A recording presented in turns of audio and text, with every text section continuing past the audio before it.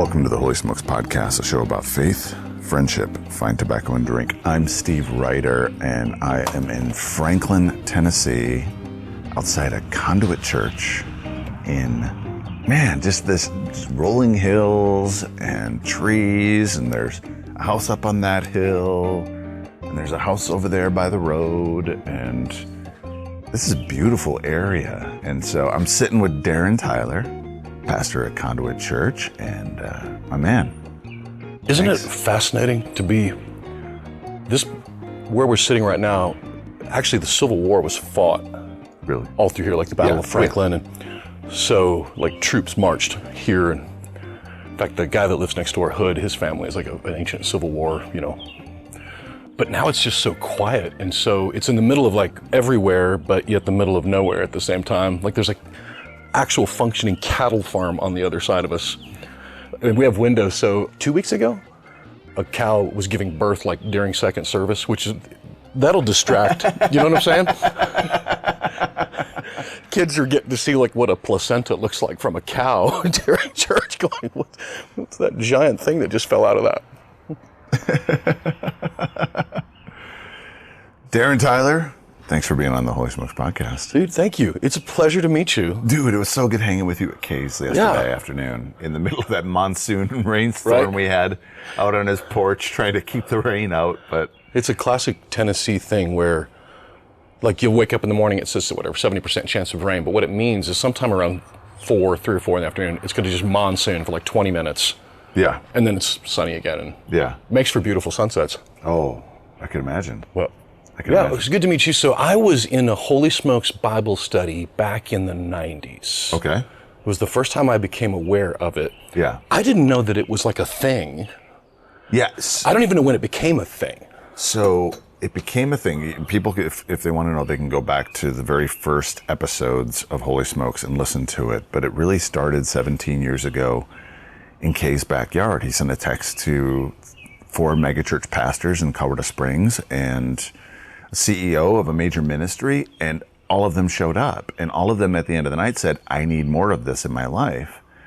And they tried to figure out, okay, we can't say you're coming over for, you can't tell me, come over for cigars and bourbon because my assistant might be reading this. And so, Nazarene church is on that list, probably. Wow. So what can we call this? And Holy Spirit time. No. How about Holy Smokes? And it just stuck after that. It stuck after that. So what I've noticed is that there are a lot of groups that will call themselves Holy Smokes. Got it, okay. But we are by far the biggest, and we've actually trademarked the name for the group. Okay, so that makes a ton of sense. So the guy that first introduced me to this idea was a guy named Chuck Tilley. And Chuck is a institution in the music business in Nashville, Tennessee. Like he gave me my first job in 1994. He actually gave me my first cigar that wasn't a Swisher Sweet. You know what I mean? I get it. Where I grew up, like we were smoking, like wooden tips were like classy, but the plastics were like what the poor kids smoked. And so to get like an actual cigar, I was like, I could get used to this. Yes. And I found it, especially in the music business, the music business is almost like a kayaking without any fun. Like you just get in the morning, you strap yourself into your seat and just hope to God that you are alive by the end of it. And then you put your kayak on your roof and you go home. So being able to just like in the middle of some real stressful whatever, just to literally wander out and just, burn down a Magnuto, was strangely relaxing. So that said, that's where I first encountered, and that would have been like a preamble kind of thing. Like it was just a group that, because it was like Phil Kagi, Tommy Coombs. Yeah. I was by far the youngest guy. James Ryle, Chuck, and they would come in. What I loved about it was, and I don't know if this is how the normal is now, but we'd go through a book, but all it was somebody would read the chapter of the Bible, whatever book, and then we would just talk about it. Yeah. And it was remarkable how awesome that was. How deep you could get into the Word with some really wise men. For me, they were older men. Just, this is what I see in the scripture. This is what the Lord's saying to me. And nobody wrote a sermon. Nobody had 3 points. There was no presentation, no slides. And yet a deep time, with the Lord. Yeah. So that's interesting. So Kay comes along 17 years ago and realizes this is something That does not surprise me, by the way, from what I know of Kay. Yeah. That he saw this and thought, more people need to experience this. Well, yeah. And so last night when we were hanging out at Robert Clendennin's house, he said that he started just once a month. I think it was the first Friday of the month. Okay, come on over. And it ended up being like 150 guys in his backyard. And one of those guys that came in was like, we need to make this a weekly thing.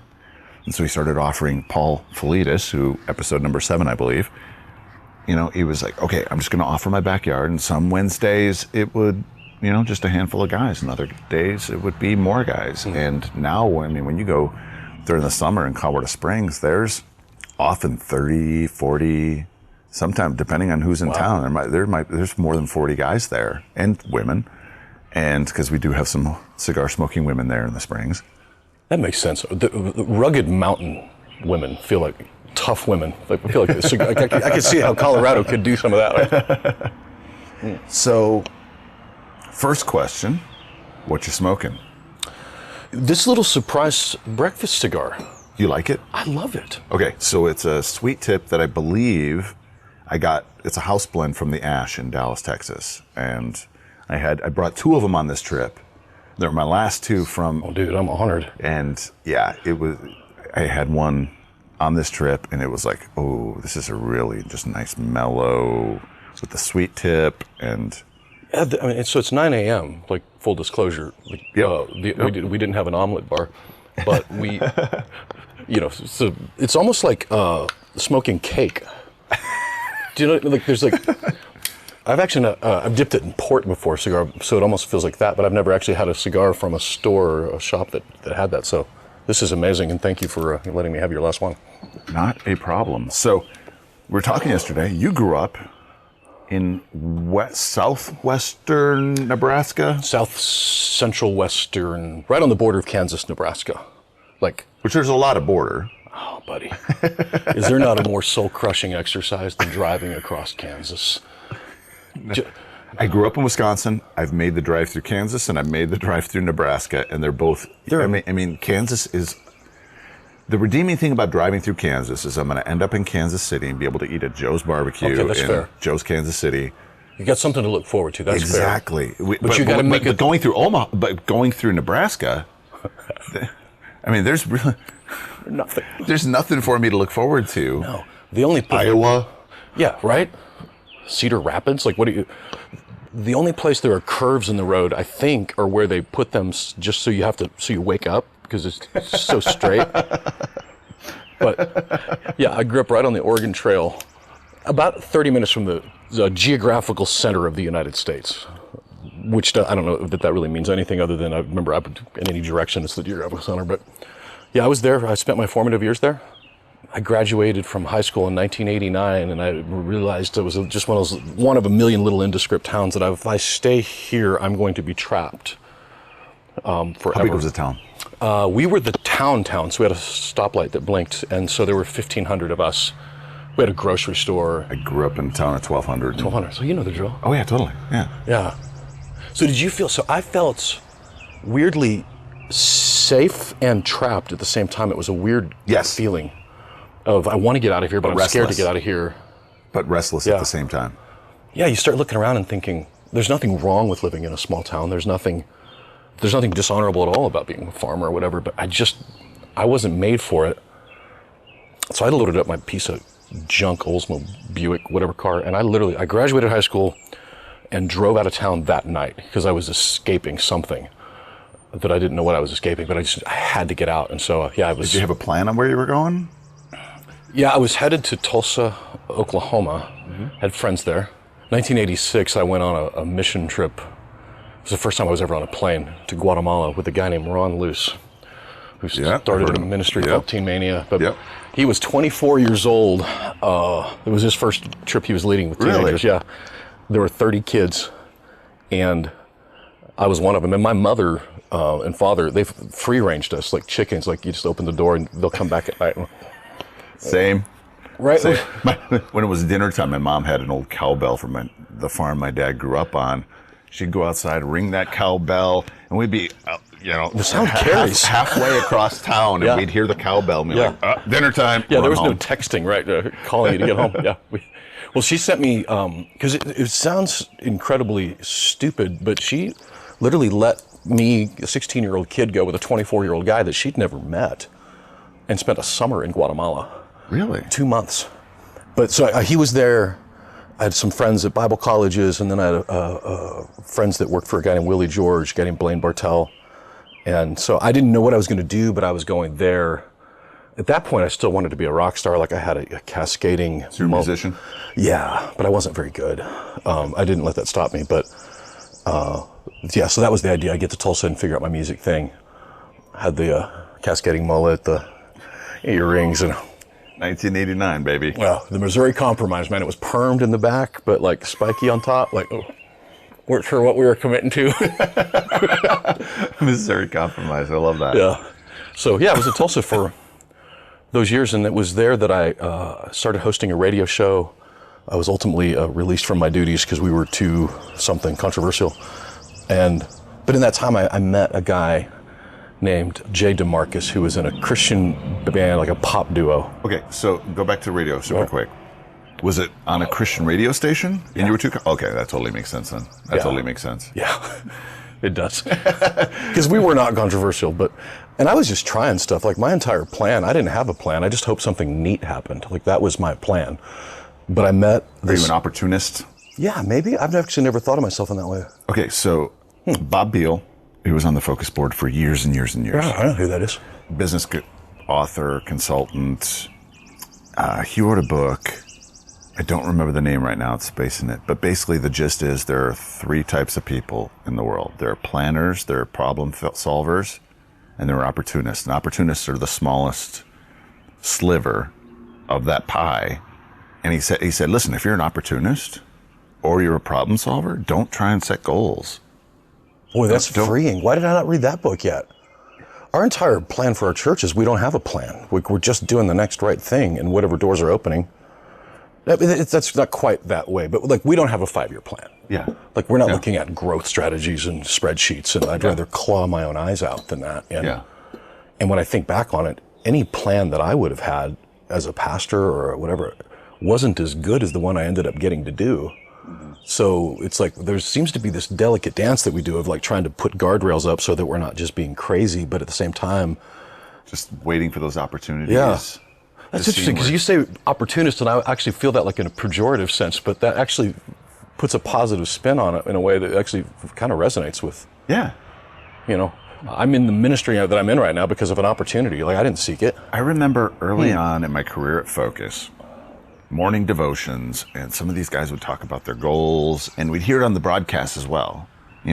Setting goals and trying to work towards those.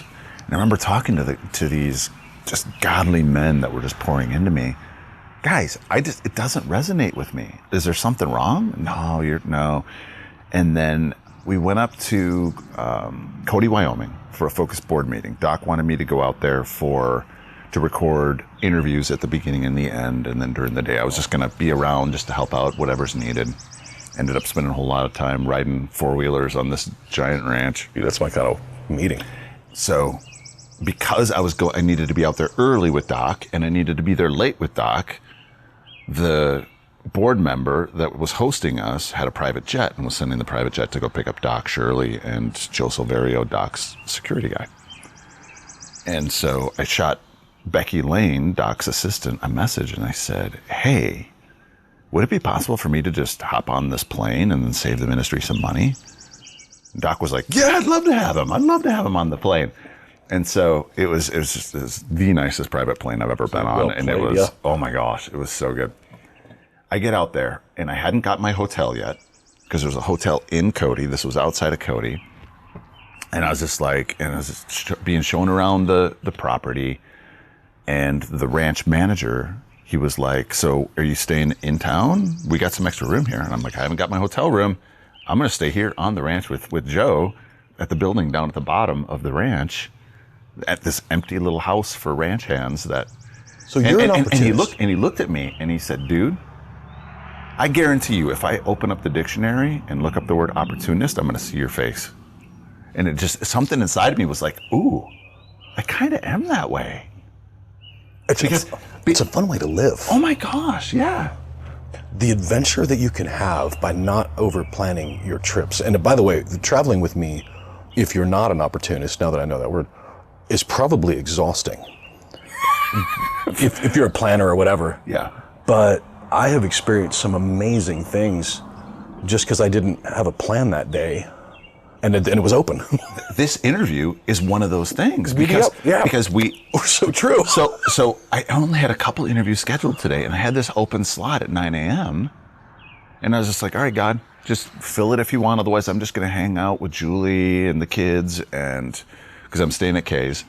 And Kay had actually flown out this morning for an event in Jackson, Mississippi, and Kay brings you over. I'm in the back, open up my laptop, getting ready to do some work, and Kay brings you over, and we have, these just connection and just having a cigar, hanging out, and Kay looked at me. He was like, "You got time tomorrow to interview this guy? You got to interview Darren." I was like, "Yeah, does 9 a.m. work?" That was so funny, dude. Because that's exactly what this is. I thought so. Kay and I originally were supposed to meet at a cigar shop. He texted me, "Hey, do you mind come to the house, and oh, by the way, I'm available at 2:30 instead of 3. And I literally thought I was just going to go hang out with him. And I walk in on a party. There's like family and dog, and you're there, and another family. I'm like, this is awesome. Like, and yeah, that was actually a great conversation that did lead to this, an opportunity that I was planning on working on some stuff for Sunday, and here I am. Said, I'd much rather be doing this. It's a way better option. So you're in Tulsa. I'm in Tulsa. Kicked off the radio station. Yeah. For being controversial. Yeah. In the middle of I was supposed to interview a guy named Al Denson. Yeah. And Al stood me up. And so, but the opening band was this band called East to West. They were...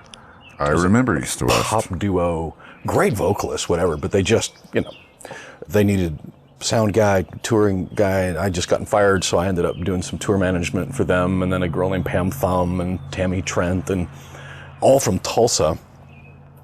And in the middle of that, that's how I met Chuck Tilley, because Chuck was the manager and he owned an agency, and I was 22 or something like that at this point, and so he offered me a job to move to ultimately Tennessee to be an agent at his booking agency.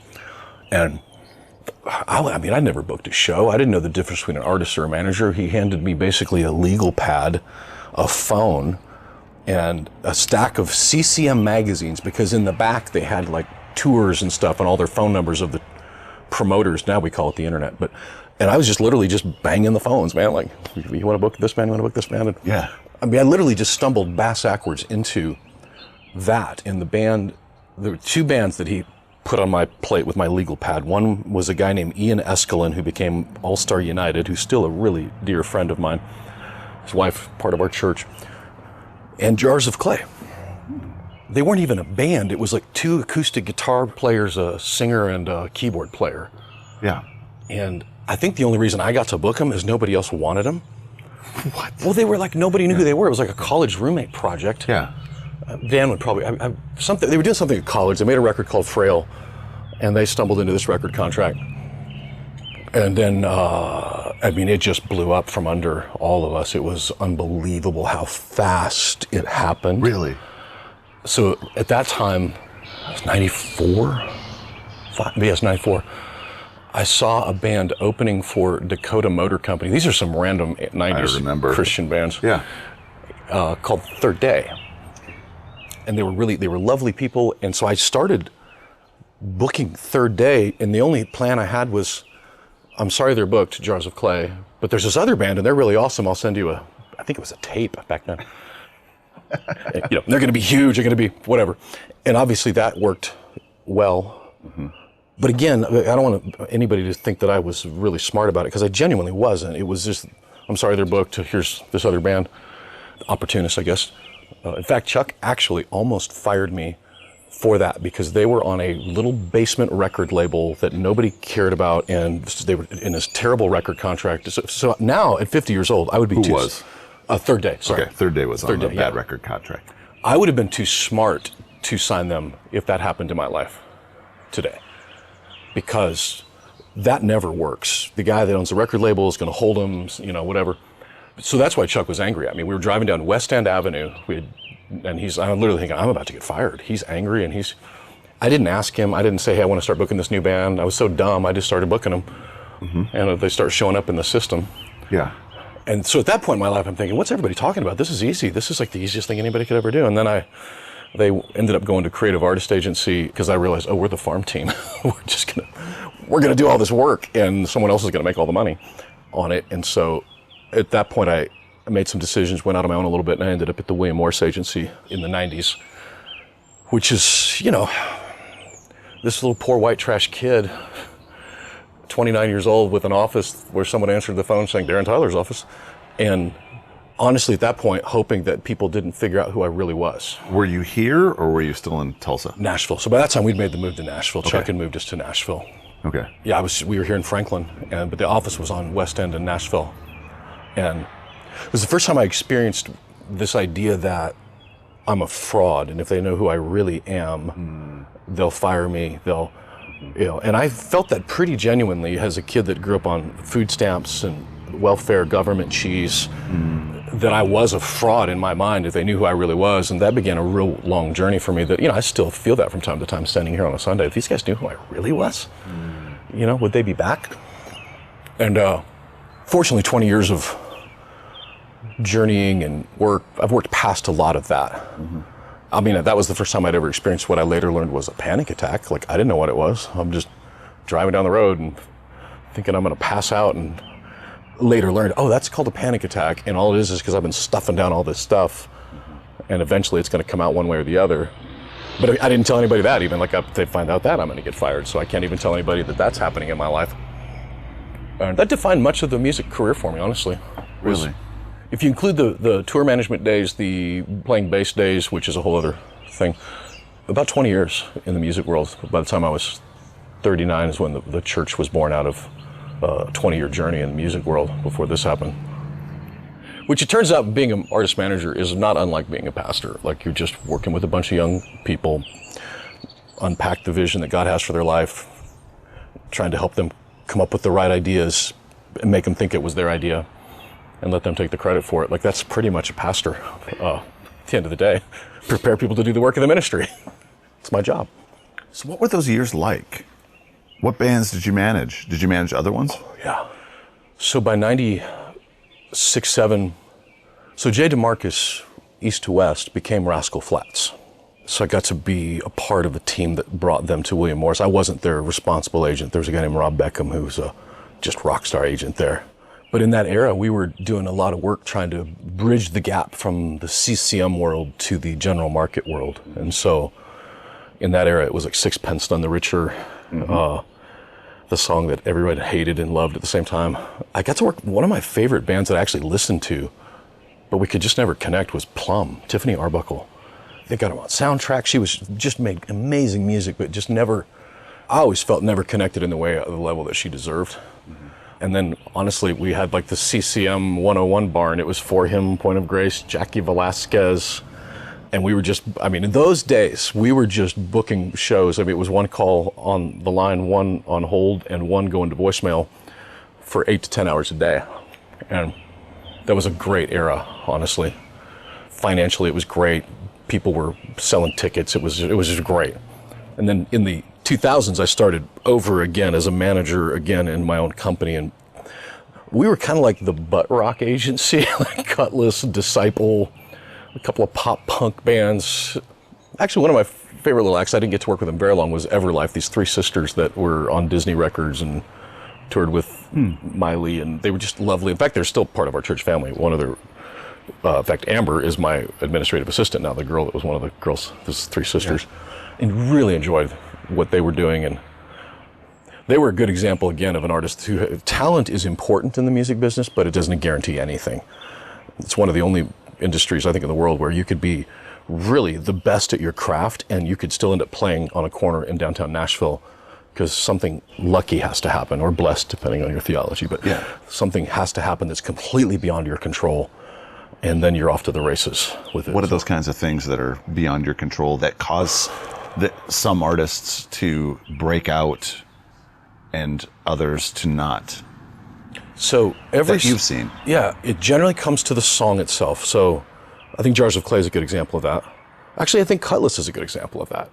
When I started working with them in 2001 or 2, when I say they, the original lineup, were not that talented musically, but the lead singer had something special in his voice. We called it jock rock. So it was like a butt rock band, but because his voice was so mainstream feeling, it kind of was like, kid tested, mother approved, the Trick cereal of rock and roll. But it was about the song. Like there was something in that record that most other artists or musicians actually would kind of like wrinkle their nose at it. But there was something about the songs that connected on a level that you can't predict, you can't whiteboard out, you can't scientifically explain, that sometimes a song just hits. Yeah. And I think that of all the changes in the music business, that is still the same. That the song that in the old days we would say, if it made you pull over on the side of the road and cry and then run to the next music store and buy the record, like that, there was something about that's still true today. Mm-hmm. That even in Spotify, where in the 90s, everybody was worried that digital we wouldn't have enough music anymore. Nobody would stop making music, or everybody would stop making music because there was no money in it. But what ended up happening instead was there's way, way, way too much music. So finding your way to the top of that heap is complicated, but the song seems to be it, and that's the thing that nobody can predict. Almost every artist I've ever been with in the studio, everybody thinks this song is a hit, and then you find out when you release it. That's when you know if it was a hit, and that still seems to be true. How else have you seen the music industry change since when you started and when you got out and even now, because you're still tied into it? Yeah, weirdly enough, I am still tied into it just because of where our church is located, in my circle of friends still. Yeah. So in good ways, it's changed that the gatekeepers are no longer just a handful of people making a decision whether a song is a hit or not. If a song is a hit, TikTok has proven this. There's a young lady here, a dear friend of ours, part of our mission family, named Natalie Taylor. And her husband, John, played in Paramore, great guy. And they just literally make music in their bonus room. And she had a song called White Flag that, if I say it, you wouldn't know it. But if you heard it, you'd be like, oh, that song. It was like the 2020 TikTok song of the year. Exploded. Without a record label, without a radio station, so what's happening in my mind is that those things are breaking through in a way that industry people can't stop like they used to. And I don't think anybody ever stopped it. So in the positive sense, those kinds of songs and those kinds of artists are still out there, and they're actually finding their way to the top. In the negative way, consolidation of radio, of network radio, there's not a DJ in Wausau, Wisconsin spinning to what he knows his local audience wants. There's a guy sitting in LA or New York or Nashville saying these 20 songs are going to be in rotation, these 10 or 12 are the ones that everybody loves, we're going to keep them in there. It basically means if you have like 1 or 2 chances for an artist to get a song on a national network, and that's also called winning the lottery. It's not a business model. Sometimes it happens. But they're doing what they're supposed to do. They're targeting to an audience of people that actually help financially support it. So in Christian music especially, financially support it. And teenagers don't write checks to radio stations. But just the way the model is. Yeah. So on the negative side, what that means is then, if this is what everybody seems to want based upon our numbers, then every artist is now trying to fit those molds. Yeah. You're back to being the fat kid in gym class. Pick me. Like the last one chosen. Can I be that one? But you're trying to fit that. And so you end up, an artist can lose their identity in that. There are some artists, by the way, that is not how that works. I think of Bart, Mike, and the Mercy Me guys. Like, they have managed to be able to create music that does fit that model, but it's still perfectly authentically who they are. Yeah. Because they were doing that in the 90s before anybody said do Mercy Me. They were Mercy Me. So there are artists that is for sure what it is. And you know what, the other thing that is, the way the model has changed is, in the old days, we'd put them in a van and trailer, and you just had to go play every just crummy club and hole in the wall and that's how you got your 10,000 hours, your Malcolm Gladwell 10,000 hours. Those don't exist on that level anymore. And so it's Really? harder. The way that you break a band now is, at least this is my 51-year-old perception, is sitting in your bonus room making music and content. You got to be just firing out content, keeping it. You'd make a record, you'd get off the road, you'd work on another record for a year. There'd be like a 2-year cycle between records. And now it's like you need to be just constantly in front of people. Constantly creating songs and music. Constantly in front of people. On their mind. Yeah, the music business for sure is a what have you done for me lately? Really? You know, kind of, you know, like when I say Cutlass right now, in the 2000s, they were huge. And now people probably think of Cutlass or a guy my age with a sense of pity. Like I used to think of Petra when I got in the 90s. Exactly. You know, like I listened to Petra in the 80s, but in the 90s, it was like Methuselah Palooza in my mind, my little 23-year-old arrogant mind. Oh, I would look at a guy at my age with a sense of pity, and now I'm that guy that people are like, didn't he used to manage somebody back in the 90s? Nobody, Cutlass or somebody? I don't know. I'll say this. I have, since we had just moved, I had the gold records, all that stuff from my previous, and we put them in a box, and I pulled them out as we moved into the new house, and they actually didn't make it onto the wall because there's a little bit of, I'm not even sure why I would do that. But my kids didn't know any of them. My kids. Yeah. Who's Audio Adrenaline? Who's Avalon? Who's Jackie? Who's POD? They didn't know who POD was. POD was one of my favorites. I mean, I remember hearing POD on a Tooth and Nail sampler. Wow. And it was the very first song. It was before Snuff the Punk came out. And How old are you? I'm 47. Okay, first of all, didn't know that. Congratulations. Jeez. It's working out good for you, Colorado. That makes sense now. Okay, got it.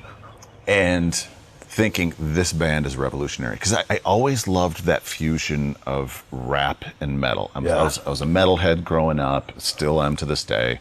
Was listening to As I Lay Dying as I was driving in. Oh, that's funny. 47-year-old As I Lay Dying. All right. I knew I liked you. So that whole fusion, I mean, like when Aerosmith and Run DMC partnered on Walk This Way. Changed my life. Anthrax and Public Enemy with Bring the Noise. That was like, this is just awesome. And so that fusion. Yeah. And then right around that time, Rage Against the Machine came out. And here's this Christian band with this amazing song on this Tooth and Nail sampler. And I remember seeing this little ad in Heaven's Metal magazine for Snuff the Punk. Heaven's Metal. I remember that. I ordered it and I listened to that CD so much. And then I bought Brown. And then I bought... So was that 95? When was that? 96? Yeah, it was 94, I think, was when Snuff the Punk came out. Back in the 1900s. And I had a buddy of mine who was interested in getting into audio production. And so he went out to Southern California to a school out there to learn it. And he happened to become friends with one of the guys, like one of the bandmates, I think it might have been Woov. And it might have been his cousin or brother. Huh. And he got me a sample tape because they were recording Fundamental Elements of Southtown. And he came back to Colorado and he gave it to me. And I listened to that thing, and I listened to that thing, and I listened to that thing. And when that CD came out, it was like mind-blowing. And then, you know, Southtown hit the charts. So I got my first tattoo Yeah. on their bus, watching the Southtown video for the very first time with everybody, over off of like Charlotte Avenue or whatever. They were an example of a band that Christian music did not have a place for them. You were not the guy that they were targeting. Radio stations didn't. No. But those of us in the metal scene, Yes. hardcore scene. Yes, and you were a small but mighty audience. Yeah. That would broaden, but the CCM people, even myself included, didn't quite understand it. But I mean, I tried to, because I was actually at William Morris, and I was actually trying to sign them to William Morris. They were managed by a guy named Tim out of Bartlesville, Oklahoma, which is hilarious to me, and Tim Cook. But nobody understood it really. And then Southtown hit. So that was the thing. So that when I say something's good now, in those days, CCM they didn't have a wheelhouse for it. So they literally had to go to Warner. Barry Landis signed them. I think it was Barry.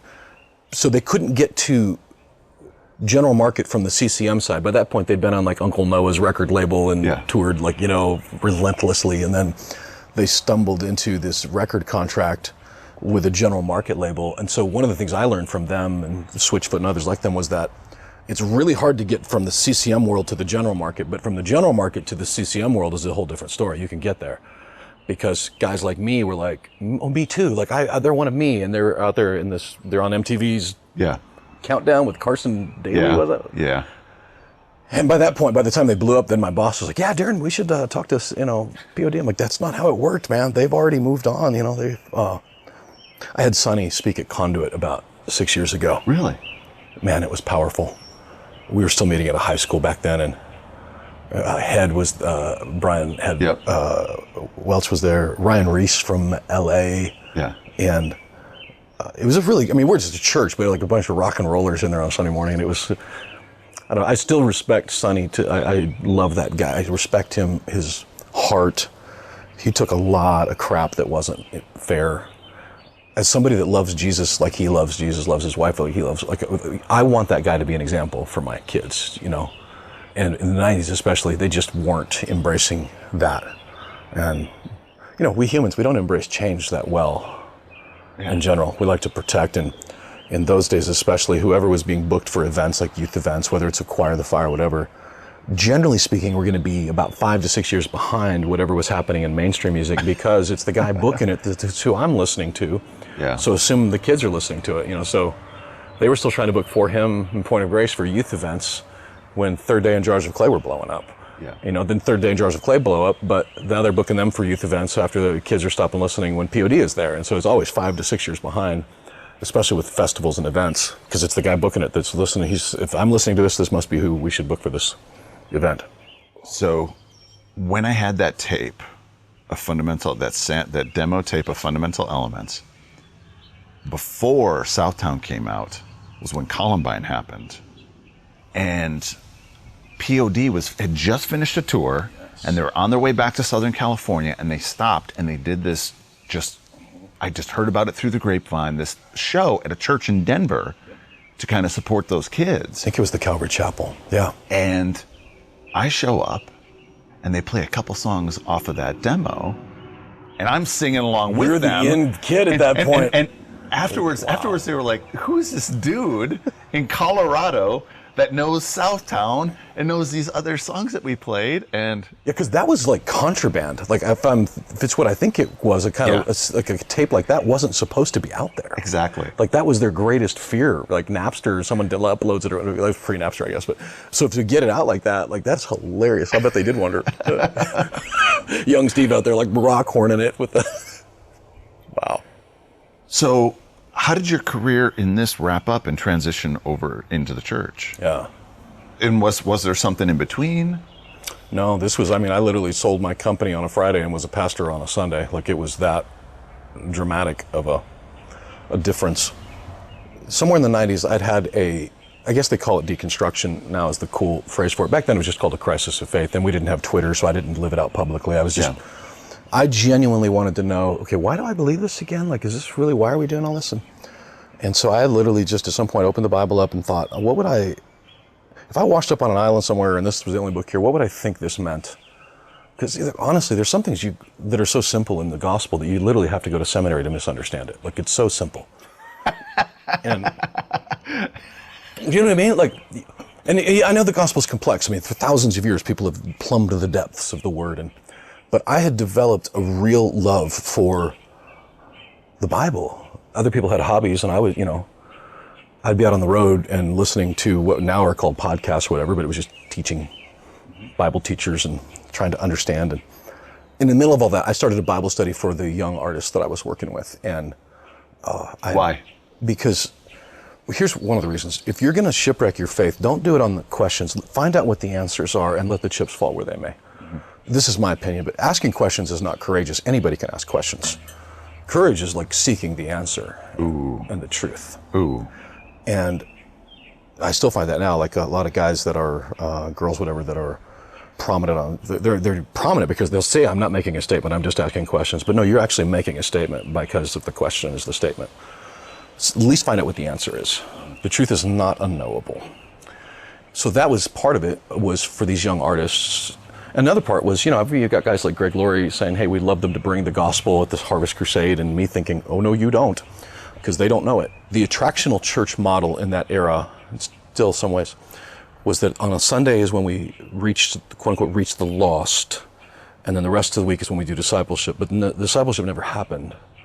I'm not saying that model is inherently wrong, but there was a flaw. There was a hole in the boat. And so we had artists that were, topping Christian music charts that, honest to goodness, did not know the difference between Jonah and Noah. Just simple things, They didn't have flannel graphs in their Sunday school or something. And so it was born out of that. And we just met at Tuesday night at a little bar in downtown Franklin called the Listening Room, and it's now like Sweet CC's ice cream shop. And it sort of grew because I used to joke back in those days that the definition of a pastor is somebody answering a bunch of questions nobody's asking. Mm-hmm. It seemed kind of hilarious to me, and it's not fair, but it was what I thought. Because, sometimes on a Sunday you hear somebody say, you're probably asking, I'm like, no, that's not what I'm asking at all. I'm asking like this question instead. And so I would we just open the Bible, book of Genesis, chapter 1. Here's the questions I have. Like the chapter 1 and chapter 2 don't seem to quite line up. Why is that? And is it a literal 7 days, or is there a reason why there's 5 different words for day in Hebrew, and all 5 of them are used in the first 2 chapters? Is there something to that? Is there? Really? Those were questions I was asking. Really? I didn't know that. Oh, dude, it's fascinating. Yeah. That could be a whole other conversation. But that was what the Bible study was born out of, those kinds of questions that people were asking. Well, Jewish tradition is all about debate and discussion and... Yeah. So one of my buddies, a guy named Zev Orenstein from Jerusalem, is a Jewish guy, and he says, I think it was him that said this, that whenever you find 2 Jewish guys, you're going to find 3 opinions. And it's fun having conversations with Zev. It's great. But it was born out of that. But at the same time, when you go through the Word goes through you. And I'm also starting to see things like the Bible is literally permeates with immigrants and orphans and widows. And what are we supposed to do with that? And, the first church controversy ever was over feeding widows, not over the worship band. They didn't have a worship band. They had a widows program. And I'm looking at me going, I don't really even know orphan or a widow. Jesus, the questions of Matthew 25, did you feed me? Did you clothe me? I'm like, nope. So that began to really wreck me. And fortunately, we worked with Compassion International, fellow Colorado organization, and I love Compassion. We still sponsor Compassion Kids 20 years later. But in my mind, it was like the reason we have to have a Compassion International is because this is a broad sweeping statement. I don't like to make sweeping statements about the church. Because when you do that, you're like, what church? Because the church in the United States is by far the smallest. Is it the China church? Anyway, Western, where I was at, we were asleep at the wheel. And because of that, Compassion International, World Vision, those kinds of organizations were needed. And so I just had this weird idea that what if you don't have to choose between those two? What if that's actually what a church was meant to do to begin with? And then I thought back and thought, the church I grew up in, we had a food pantry. The churches around town had food pantry. That's not a new idea. It's not like I created, plutonium. It's like that's what the church was meant to do. Yeah. But I didn't want to be a pastor, and I didn't want to be a missionary, and none of that was on my radar at all. Met a guy from Haiti. This is a very simple version of it. Went with him, discovered what was happening there, and thought, okay, what kind of a jerk do I have to be to have just seen what I've just experienced and not do something? I don't know what it was going to be, but nothing was not the right answer. And so that was like 2003 through 2010. My company was growing. I wasn't looking for a job. It was kind of confusing. Our MySpace page says we're not a church, we just act like one, because we didn't know what to call it. And we learned later that the reason we didn't know what to call it was because it was a church. And dude, for the first 2 years, I didn't tell people on a plane, what do you do for a living? I would say I'm the head of a president or whatever of a nonprofit, because I was just embarrassed to say, Why? Pastor. I had so much baggage that it's not fair with it. But the pastors that I had encountered over the years, there were a lot of amazing guys, but there were some that were not so amazing. And so I was like, I just didn't. Well, you know what? Maybe that's actually giving it too much credit. I just didn't think it was cool. You literally could swing a dead cat at Starbucks here and hit 5 worship pastors in Nashville. There are churches everywhere. Probably, I don't know if that's Springs is like that, but it's here. Springs has a lot of churches. Yeah.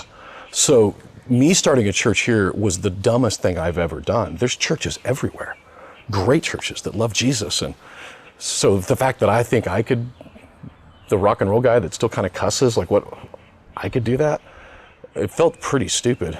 So I was embarrassed about it. I was actually in Israel when I finally owned that that's what I'm doing. It was like 4 years into the journey. 4 years into the journey when I realized that the real pastor wasn't coming. I had it sort of in my mind that I'd do this until... Yeah, there'd be a real pastor come.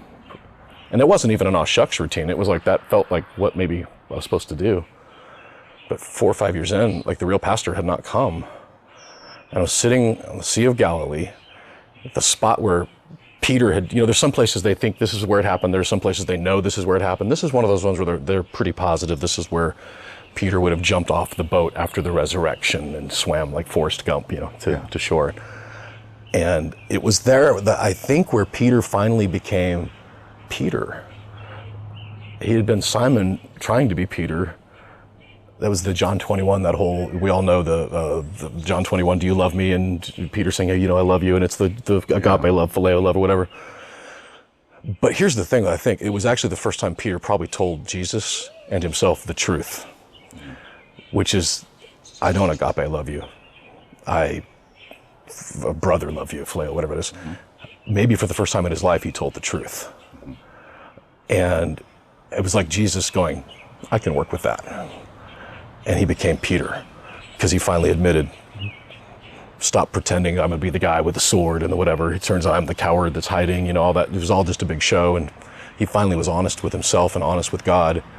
And for me, that was that moment of, okay, if this is what I'm supposed to do for the rest of my life, I'm okay with that. Honest to God. Honest to God. And this thing that I never thought I wanted to do, I can't imagine doing anything else now. Because we get to gather on Sundays, but we get to use that gathering as a launch pad to storm the gates of hell. Like, this is not a fortress that we're protecting, it's a pole barn. We're a force that God is deploying. Jesus said, my church the gates of hell will not prevail. That's offense language, not defense. So when a kid in Haiti, or let's say Uganda, has no clean water, the kingdom of this world says that kid is not worth it. The government's not going to bring you water. Your school's they're not bringing you education because you're not worth it. But the kingdom of God says that they're so infinitely worth it that Christ would come and die and then he'd get the attention of some middle-aged white guy from Nebraska to drill a well here for you. That's like spiritual warfare, saying to Satan, not on my watch. You're not doing this on my watch. And that's what our church has been defined by for the last 12 years. Like, we've been working inside of Asia. I can't say the country. So there are 4.5 million slaves alive today, more than in the entirety of the European Western slave trade right now. So when people wonder, like, what would I have done back then? The answer is, what are you doing now? And we have found out, at least in one country, this is complex because it's not easy to, especially North Africa, it's not easy. But in this country, if you pay the debt that this slave has incurred, it's a legal binding contract and they have to let him go. And they can't just come get him again. And so we have worked with a partner there that we love and trust and know. And at this point, 250 families in just the last 2 years have been set free. We've spent probably $1 million on it. Wow. And every month, 12 to 20 of families with children who are literally right now making bricks with their parents because they're trying to pay off this debt that they'll never be able to pay. Every one of them, of the 250 so far, they're all Christian families who are being persecuted by their Muslim captors and even Muslim fellow slaves. They are straight up $150, $200 medical debt that somehow has now spiraled because of interest and penalties, and the debts are now $2,000 to $3,000. But if someone would just write a check for it, or cash, obviously, they have to let them go. And so we work with lawyers, we work with local pastors. It's very well thought out, and it also is very careful because it's very illegal what we're doing in their country. And so we do it very under the radar, and we don't want to get our pastors killed. But, I mean, is there a better gospel story than that? A debt that I can't pay and a currency that I don't even have, and then some complete stranger comes and pays it for me and says you're free? It's the gospel, man, and we get to do that as a church family. I can grow old doing that. You're attacking it on this angle, but are you, or is there anyone trying to attack the underlying societal foundations to help break this for future generations, so that way you're not just pulling people out consistently for the next 100 years? Yeah. There's two answers to that question. One is keeping the families from taking on debt again. You obviously experienced a major health crisis in your life that was tragic, right? Yeah. And you would have done anything. And so imagine you're here and your wife, this is the story, and it's $150, and we can save her life here. And of course they take the debt to do that. So we've actually set up a fund now where they don't have to do that anymore. Ooh. So again, 4.5 million of these, so we can't stop all of it. Yeah. We can only do what's right in front of us. On the other hand, the bigger problem is the Genesis 3 world problem, which is we are east of Eden now. We are not in the garden. And the entire economy of this country and multiple countries around them are literally propped up by this industry of slavery. And so the short answer is, I don't know who can change that. That's why you look at what William Wilberforce did back in the 1800s. Like, it was very radical, but especially in Muslim countries, very specifically, also Hindu countries, and without a Judeo-Christian influence that all lives are valuable, that all lives are seen and loved and known by God, it's not a language barrier, it's an idea barrier. It doesn't even occur to them that it's wrong. It's literally like we go to the Minute Clinic to get cared for. In their mind, this is just what we do. This is just how we do it. So it would be a major act of, this is like in my mind, like the N.T. Wright, kingdom coming to earth journey. That's when it will be ended. And in the meantime, our job is to build outposts for the kingdom of God and hope that there's somewhere in this that there's a shift and that the kingdom will change that. But in the meantime, in North Africa, right now in Libya, Morocco, you could literally go and buy a slave off of a block like it's the 1800s in the United States. It's happening right now. Iraq, Saudi Arabia. In those countries, by the way, we have not found a way, because you, quote unquote, buy that person, set them free. They could literally be captured and then sold again, or worse, or not worse, but just bad. Like, you suddenly created eBay for slaves. It's supply and demand. If I'm driving up the price. So we have not found a way. This specific country, and there's actually, I think, one other country, I've heard the International Justice Mission is doing it there, that it's literally like a payday loan. There is paperwork for it. And if you pay, it's a legal document, a legal transaction. So they are free to go. And so we've at least said, like, I don't know, some of these other problems are way above my pay grade, but this one that's right in opportunity, it's right in front of me, this is the one that we can solve. And so, I don't have a plan for how many. I don't have a plan for when we stop. It's just as long as there are slaves and as long as we have the revenues to do it, we're going to keep doing it. What else are you guys doing? The blessing that we get to do. Hebrews 10:24. I don't know. Like, I grew up in the church. So Hebrews 10:25 was, forsake not the assembling of yourselves together, or which was, we were beat up with that as church kids. Like, you got to come here Monday, Tuesday, Wednesday, whatever. The church is open. But the entire sentence is for when you come together, inspire, provoke, I think is the King James word, one another to love and good deeds, forsaking not the assembling of yourselves.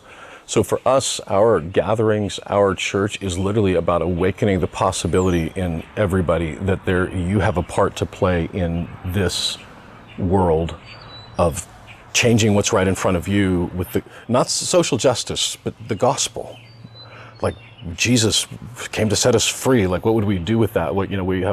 He says, occupy until I come. And so it wasn't hide out, but occupy. So we don't have programs, we have people.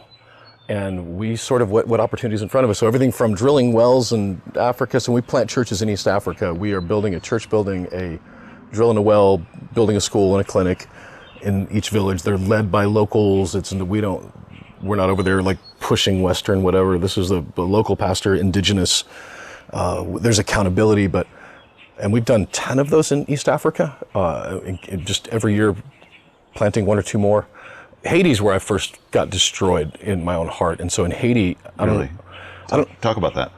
Again, so I grew up poor, but I had welfare. And as much as I griped about it and I hated it and it was embarrassing and as much shame was around it, there was at least food.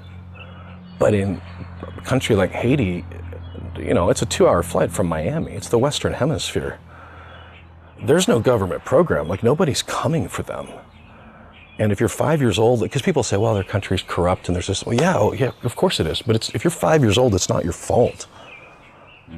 So what do we do? And so, that was sort of this like rushing conversation I had. I mean, I'm just a rock and roll manager, white guy from Franklin, Tennessee, one of the wealthiest counties in the entire Southeast. What do I do? That was the question that first wrecked it. Like, what do I do and what am I responsible to do here? And so here we are almost 20 years now. There in Haiti has not gotten better. It's actually gotten worse. Their central government is completely destroyed right now. Worse? That's a good question. So the welfare that I grew up on, again, I was fed and whatever, but they gave me free food but no hope. Like, I didn't have a plan because I got the sandwiches. At a state level, Haiti is a welfare nation. They are 100% dependent on money coming from outside expats. It's their largest source of income is Haitians who made it out who send money back, and then governments who write checks to the Haitian government. So over corruption after corruption after corruption, it's just made the nation worse and worse and worse. So now you've got a country that literally at this point is controlled by drug gangs. Port-au-Prince, there's like 10 or 12 gangs that are now in control, literally in control. Kidnappings are up by like 1,000%. The planes, after the earthquake, Americans, Westerners, it was great. It felt like something was happening here that could maybe help bring this country back. But in the middle of all that, the government corruption had actually not gotten better, but worse. The president was assassinated a year ago, but strangely enough, that wasn't the biggest problem. The biggest problem was that the president was just decorative. Like, these drug gangs are controlling everything. And so their business model now is to kidnap for ransom people. And so there's a brain drain now that's happening out of Haiti. Doctors, lawyers, teachers are getting out of there. And I literally now, the only way I can get in and out is fly into Port-au-Prince. There's a 2-mile run to what they call the little airport.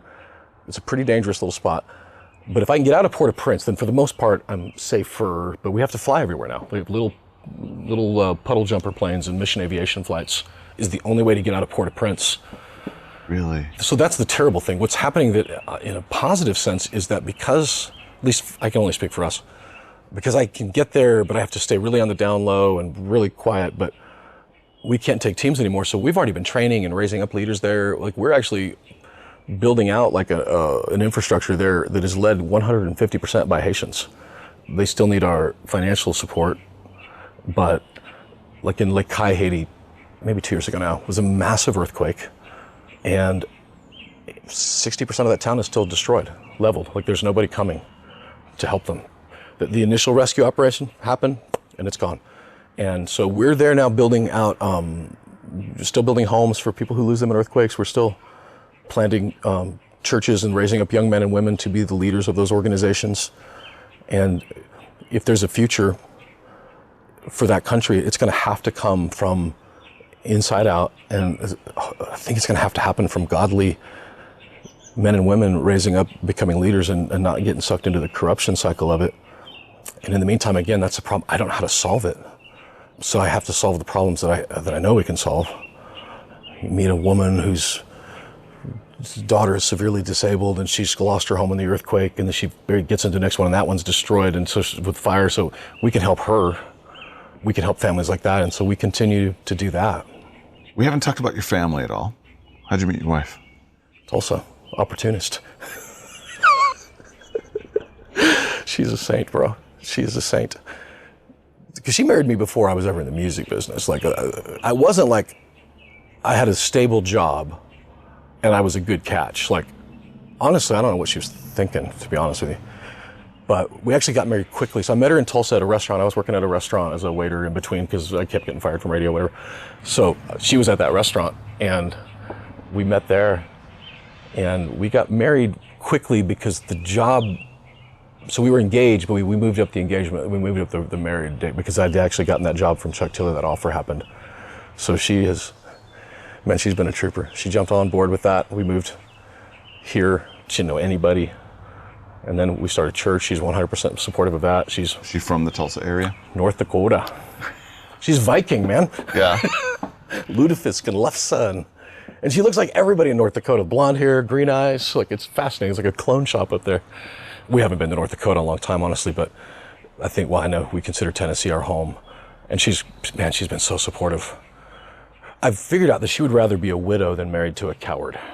Ooh. And so, like, with Haiti, whatever, because it's not a great time to be doing stuff there. And I was actually trying to get a little bit of sympathy, honestly, because I'm getting too old for this, Shannon. And she's really good at the pep talks of, you've given your word. You have these people are dependent, like you. She says that, you're immortal this side of heaven until God is done with you. And whether you're here in Franklin or whether you're in Port-au-Prince, an old missionary told us that a long time ago. She actually believed it, so she reminds me of that often with it. So she's been great. She is on staff at the church. All the design, all that stuff, she does all that stuff, makes it feel like a home in there. But she just makes people feel seen and loved in a way that I am incapable of, and completes me in a way that I do not deserve. And she's given us 4 amazing kids, 3 daughters, 25, 22, and 21. Actually 20, she's about to be 21. And then a son who's 16. He was it was a risky little stunt, actually. We pulled, because we have 3 daughters. We would go for a 4th, But he's still at home with us right now, and they're great, man. They've been with me all over the world and ruined for the ordinary in ways that are, like, my son is like, can we go to Egypt? Can we, but they were like, he was 5 years old the first time he went to Haiti. Like, they've just been places where most kids don't get to go. So it's created, great kids. Love them. Darren Tyler, let's get to rapid fire questions. Oh yeah, you got those. Rapid fire. Fire. Here.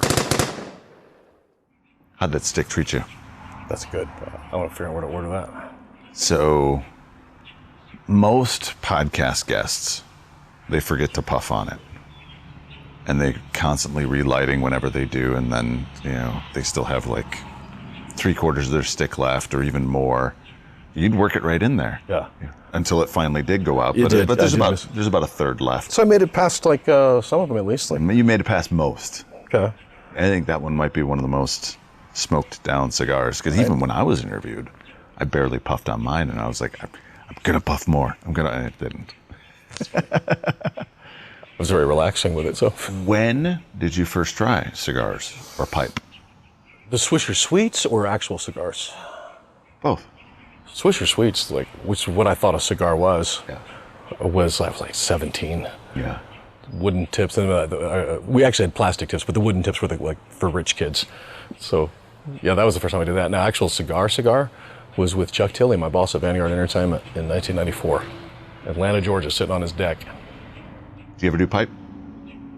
Yes, but I think I'm too lazy for it, because there's a lot of work in the pipe. There's a lot of ritual, and Yeah. I'm a low hassle guy.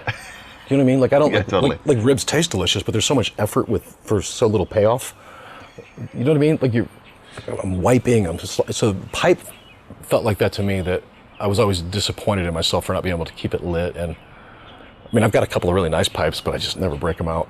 You have a favorite cigar? I love, recently, anything Rocky Patel is putting out. But you know what my favorite one is right now? Is actually this Pro Solv, C-O-L-V, from Honduras. I just discovered it. 2019's, I don't even know if that even means anything anymore, but like Cigar of the Year, Tobacco Magazine Cigar of the Year, this Honduran cigar that I discovered in El Progreso, San Pula, whatever. I was at a cigar shop down there, and I'm like, man, I love these things. I brought back like boxes of them. Like, I got to get to Honduras because I'm getting low on them, so I got to get back down there. Most expensive cigar you've ever smoked? So I was at a party that I did not belong at with like bourbon that I could never afford, and they were these like cigars that were rumored to be in the $50 to $60 range per some anniversary thing. And I was like, when am I ever going to get a chance to do that again, right? So now I'll be honest, it didn't feel any better than Like if someone didn't tell me that was a whatever $60 cigar, I don't even know how the price range. I wouldn't have known it. I mean, my palate is not refined in that way. But yeah, that was actually recently. Like, all right, I'll smoke it. Yeah. Where's your go-to place to get your smokes? Online, Cigar Bid. You have a local shop that you go hit up? Yeah, Crown Cigar is my normal haunt here in Franklin. It's a great little shop. It's actually, there's two of them side by side up there in Brentwood, but Crown is the one that I go to the most. And then honestly, sometimes I'll just get a sample from Costco. Yeah, you got to put them in the humidor for a little bit sometimes. But favorite liquid pairing with your smoke? Besides Diet Coke, there's a bourbon. Is it Heaven Hill? It's actually pretty cheap, and it's one of my favorite bourbons. That's generally it. And then, honestly, Whistle Pig. It's kind of embarrassing to say it out loud because it sounds so white trash. But have you ever had Whistle Pig? No. Yeah, it's a Kentucky bourbon. It's pretty good. Most interesting person you've ever met through cigars? Ted Decker. Ooh. I knew that's a name drop. But when you say fascinating. Where does he live? Franklin. Does he? Yeah. I don't think he would even remember me. But as far as like fascinating, like I would love to just, like if there was such a thing as make a wish for old people, one thing before you, like literally hanging out with him for a day just to see, because I feel like when he wakes up, he's doing and thinking about things that I've never even thought about before. Like he just lives in this whole other plane of existence. And yeah. So yeah, but that was because of cigars. Best conversation over a cigar? Post-pandemic-ish, Donald Miller, Dave Ramsey, Stephen Mansfield, Michael Easley, Mike Glenn, like it was megachurch pastors, authors, all kind of sitting in this circle discussing the world. And I didn't want that night to end because Scott Sauls was there too, like different varying opinions. This was like March of 2020. The world was about to shut, or maybe had just shut down or whatever. We were still like trying to figure it out. And so listening to this variety, you got, Dave who owns this large company and employees whose jobs are on the line. You've got Pastor, he's from New York, so he's got that New York thing going. And I'm a scrapper fighter, and, Miller's just brilliant in general. And so that was the most interesting conversation I can ever remember because it was spirited and it was fun and fascinating, and I walked out maybe more confused than I walked in, but I was fascinated.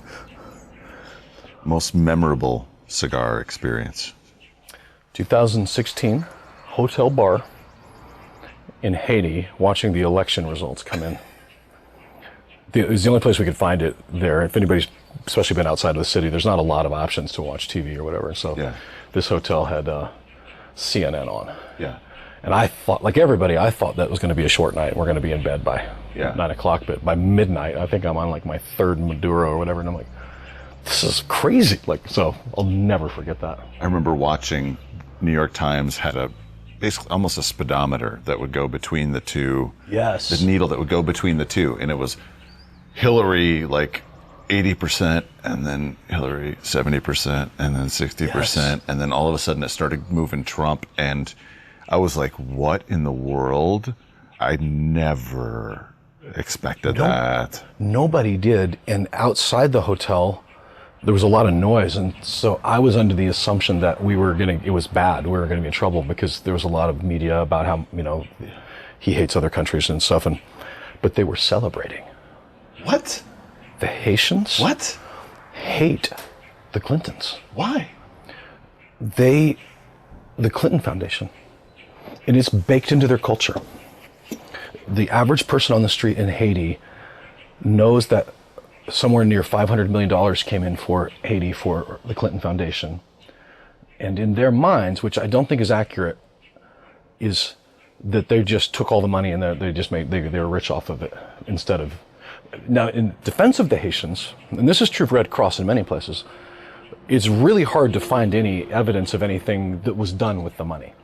Like there's no infrastructure that was built. There's no report of what was done with it. But in their minds, she was the devil.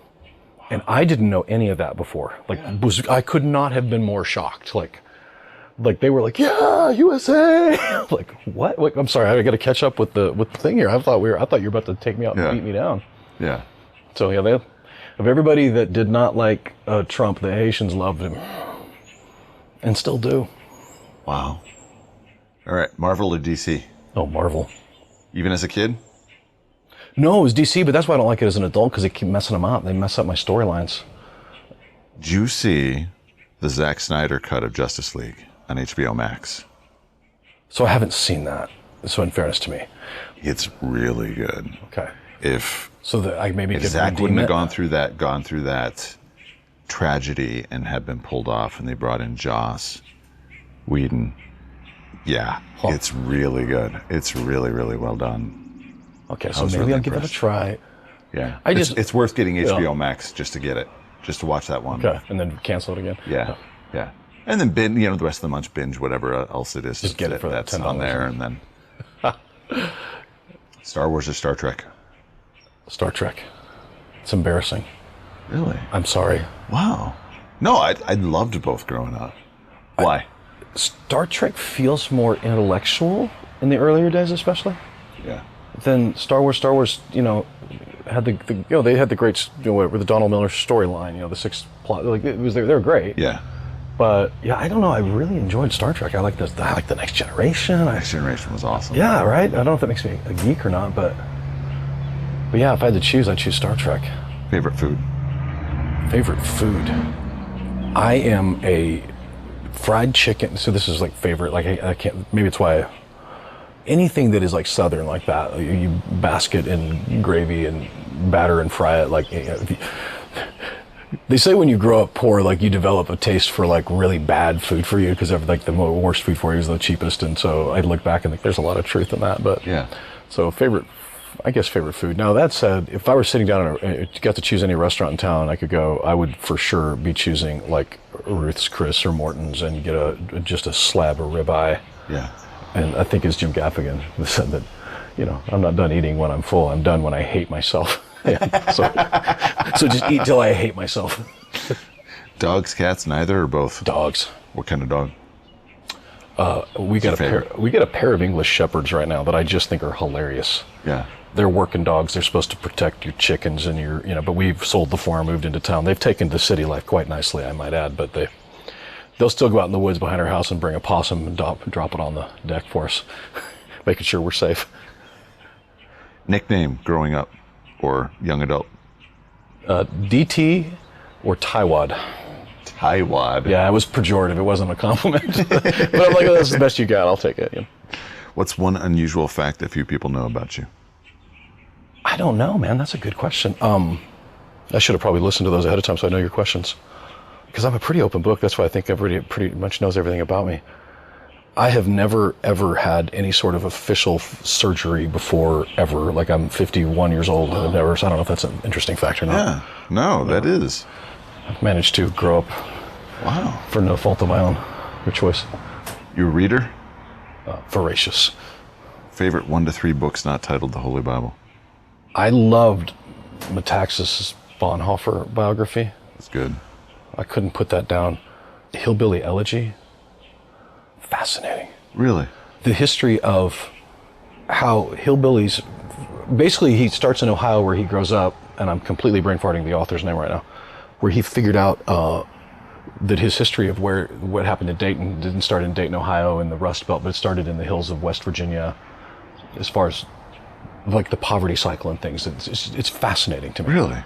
And then Born Fighting, which takes the history of hillbillies and rednecks all the way back to Scotland.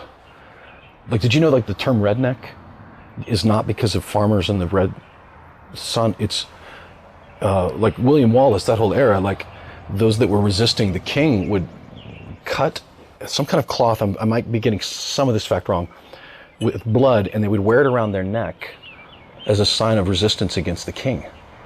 And that's where redneck came from. And so not just Irish, but Scottish Irish, when they came to the United States, found their home in the hills of Appalachia because it felt the most like Ireland and Scotland. And so the idea of clans and families and stuff, like when the Hatfields and the McCoys, all that started hundreds of years ago. And so born fighting, fascinating. Interesting. If it could be any animal, what would you be? For sure, like a big cat, something that's lion, or that's probably everybody's answers. But when you walk around, if you're in Africa and you see a lion walk out, they give zero craps. They're not remotely bothered by anything because they're a lion. Yeah. So I would do that because that's not how I am. I'm generally like always on heightened alert or whatever. So that would be a lion. If you could live anywhere, where would that be? Antigua, Guatemala. Have you been? No. Oh, buddy.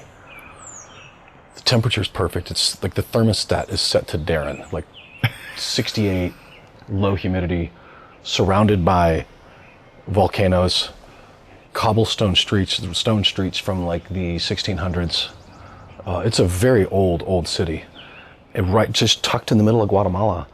A little touristy in some places, but it's a lovely little town, and you can live cheap there too. Yeah. Sports teams? I'm not a sports guy. Okay. It's embarrassing, but I tried to be for a little bit, but then I realized I hated it. What's your greatest strength and what's your greatest weakness? I think my greatest strength is my curiosity. So solving problems is something that I really come alive in and thrive in. When COVID hit and we were trying to figure that out, I was actually going into that year thinking I needed a sabbatical, I needed some rest, and we were going to take the summer off or something, and then COVID hit. And a couple months into that, my wife was like, "Man, you didn't need a sabbatical. You needed a crisis. You're alive right now. You're really thriving." And so I was like, well, I don't know what that says about me. So I think strength is that. Like we were able to, in crisis, curiosity, and think. Like we didn't lead with feelings. We led with fact is what our goal was. But that's a weakness as well, because I lead with my head before my heart. People know what I think, but not what I feel, which really you don't know me at that point. It's made my wife very lonely over the 27 years from that idea. And I've come into that. Yeah, for sure now. Like the idea of, I don't know what I feel about it. I know what I think about it. But so that's for sure the weakness, that if I could go back to 20-year-old Darren with just that awareness, that, humans were not made to be head to head. We were made heart to heart, for connection. And that starts with, my feelings were not something that I had to overcome and defeat. They were actually a valid tool that the Lord gave us to deal with life on life's terms. And that's for sure not my default. I'm still learning and training with that. Who's been the greatest influence in your life? If I were to say influence, someone who literally changed the trajectory of my life was a pastor who came to a little town of Superior, Nebraska, the town I grew up in, named with no sense of irony, by the way. Superior, in 1981, and that pastor, that wasn't a career move. There was no church. It was the 80s recession, but literally changed the trajectory of my life, because I saw that there was a world outside of the world that I was in, and I have zero doubt that if I had not had that experience, that I would still be there in that town. Again, no shame in it necessarily, but I wouldn't be doing what God had. And the funniest part of that is I have not said the name, because it was a she, not a he. Her name was Patsy Busey. She's still alive. She's 86 years old, probably 85. And look, I've read the Bible. I know the theology problems with that. But she was married to a pastor in the 70s who did the classic 70s affair, where he had an affair with the piano player in the church and ran off. And so he leaves her with her 2 kids, and she goes off to Bible college in Oklahoma. And literally nobody wanted to be in this town to be a pastor. There was this little couple that wanted to start a church, and they were trying to get a pastor to come help. And she was the only one that would say yes. And of course nobody wanted to go there, but she did. And 33 years later, she retired.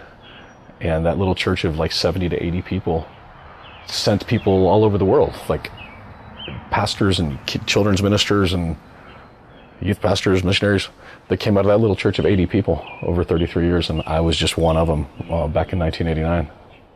Who's the first person you think of when you hear the word successful? I mean, can I say Jesus with that one? Yeah.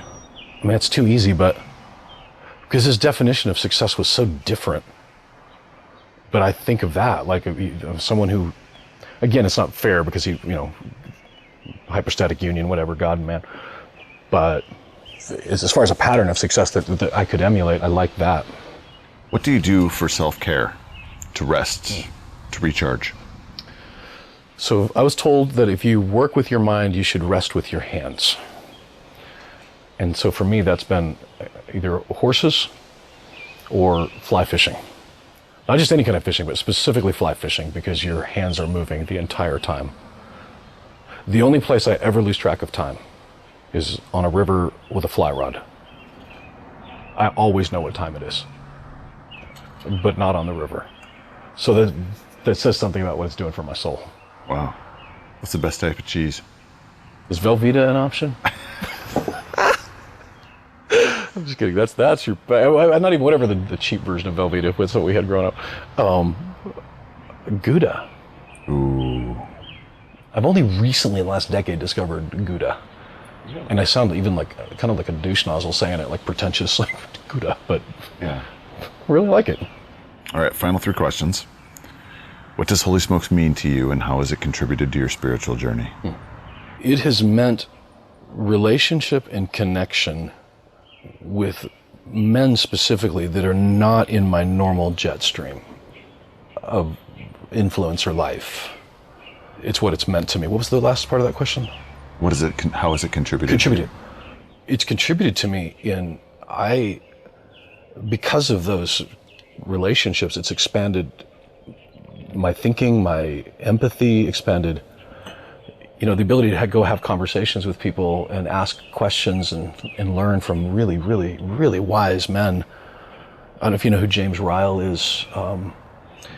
He was part of the original Promise Keepers crew out of Colorado. He recently passed, but a guy like that, like James doesn't know me. I'm not in his circles at all, but at the Crown Cigar Shop, James would come in and I'd be in there working on a sermon, and 4 hours later, I've just listened to a guy that, people pay enormous sums of money to have come in and speak at their events, and I'm just sitting here smoking a cigar with him. So it's contributed in profound ways.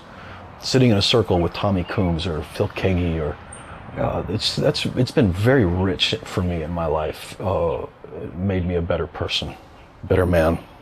If you could have a holy smoke with any 3 people throughout history, living or deceased, who would they be? Can't name Jesus on this one. Paul. Okay. That's too close to Jesus. First thing, I'd want to tell him that it worked. Like, are we having the cigar with him before he's dead? Yeah. Okay. I think about that this guy gave his life for this, for a movement that at that point could have still died on the launch pad. And I just would want to tell him that it worked. Like, it's going to be okay. Like, it worked. And then I want to ask him about this guy that killed Christians, martyred them, and now is a Christian, which means some of the Christians he would have martyred, he's going to be with their families, with their moms and their grandmas and their cousins. And I'm curious of how that was ever navigated. It doesn't seem to talk about it much. But when he talks about, I'm the least of these, whatever, like, he really was. Like, that guy was Osama bin Laden, and suddenly he's not. Like, if your cousin was Stephen, who he was there to martyr, it might take a little bit to get over that, We'd probably cancel him now. William Wilberforce, he was at a time when, like in Asia right now, where slavery is just part of the bedrock of the society, and somehow he, as an evangelical Christian, which in that time, again, society, just kind of like now, evangelicals were looked down on. And, yep. But somehow he looked in the same Bible that everybody else was looking at and saw that this was a problem and needed to be ended, and literally gave up his dignity, his reputation, the cost of leadership is being misunderstood. And that guy was for sure swimming against the stream. And I would love to just hear how he navigated those waters, if he ever second guessed himself, if he, is this worth it? I don't know. I would love to have that. And then a third, this is super random, but Genghis Khan. Like, it's the second time Genghis Khan's been said on this trip. Okay. Yeah. For a guy that killed, which probably means I'd get killed, so I wouldn't get to finish the conversation with him, but I mean, that guy literally changed the population of the earth with the amount of killing. Like, is he just a normal guy? Like you just saw him at the store and it's like, hey gang, how you doing? Because, the one-dimensional version of him, right, is that he's, this evil, wicked guy. But I don't know, I would love to hear what drove him, like what father wound was he filling to try to kill the earth, like the earth, change the population. Last question. If we're to meet 1 year from today, and I got a bottle of that bourbon that you love. Whistle Pig. It's embarrassing. Whistle Pig. What are we celebrating? The first Blink, Malcolm Gladwell Blink one is another 125 families going free. But maybe the bigger picture of that is another year of getting to follow Jesus and literally have done things that have changed the world for the better, changed people's lives for the better. So slavery is the most obvious of that, the most simple one. But I get to do this. It's so crazy that this is my job, to inspire people to set slaves free and to drill wells and to build schools and fight for addiction, freedom. And like, I get to do this for a living, like another year of that, I'll celebrate that. Darren Tyler, thanks for being on the Holy Smokes podcast, my man. Steve, thank you, man. This was a real treat. Thank you. Hey everyone, I wanted to announce that we have Holy Smokes gear. That's right, we have swag. We currently have hats, shirts, stickers like for your vehicle or your travel humidor, magnets, even branded bourbon glasses for a limited time. Go to holysmokes.club and click on the shop tab. That's holysmokes.club. I'm super proud of the shirts. They're made with Bella canvas shirts that are soft and incredibly comfortable. The hats fit wonderfully, which can be a problem for those of us with big noggins. We plan on having a lot more to offer, like Guayabera shirts, additional t-shirt designs, beanies, polos, hoodies, cigar accessories, and much more. Check it out. And even if you don't make a purchase now, be sure to sign up for that email list, as I've thrown a couple big discount coupon codes for those exclusively on that list. So click the shop tab at holysmokes.club. Thanks.